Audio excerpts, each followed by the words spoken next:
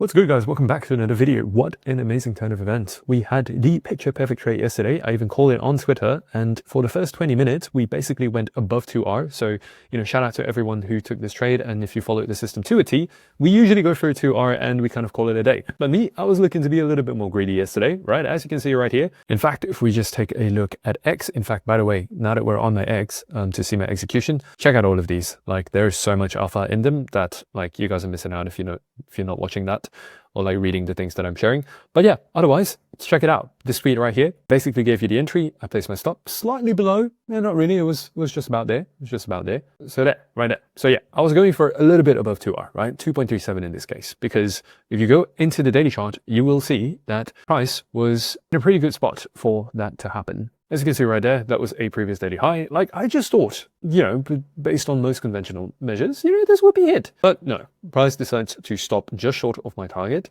and do a full reversal. So yeah, instead of, taking profit on basically like $2,500 that was made in the span of about 20 minutes, I just got stopped at break even. Unfortunate, but it is also the reality of going for a bigger win, which is kind of what I would like to take a couple of minutes to share, if you would hear me out. So essentially, there are two ways that you can go about trading. First of all is the kind of like consistent but small wins, where you target no more than 1 to 2R. Now, as a result of that, you're going to have much more consistency, right? You're not going to run through as many losing streaks. You're going to have a higher win rate. And your results are going to be much more consistent. You're not going to get as many, kind of like huge upswings or huge downswings. Now, on the flip side of things, you could go for what I like to call trying to hit a home run, which is kind of what I do most of the time with my own personal trading, even though that is not what I prescribe to you.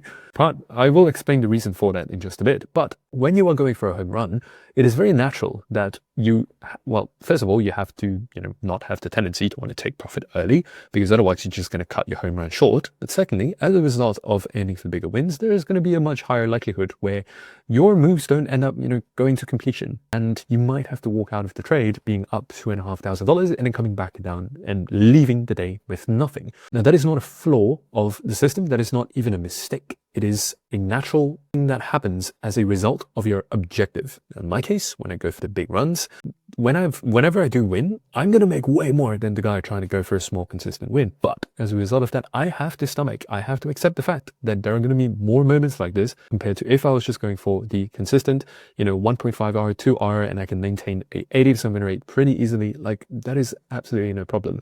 Before you start judging any sort of systems, or before you even start, thinking that, certain things that happened is a mistake, I want you to get really clear on what is your objective first, before you even think about that, because the truth is, this is not a mistake. This is just part of the system or part of the goal that I'm optimizing for. So with that out of the way, let me know if you appreciated that bit of alpha. I'm going to get into the overall daily Bitcoin setup. Now, yesterday it was picture perfect. The only other thing that I would kind of like add to that is, by the time that I recorded the video, I think it was, around 4 or 5 a.m.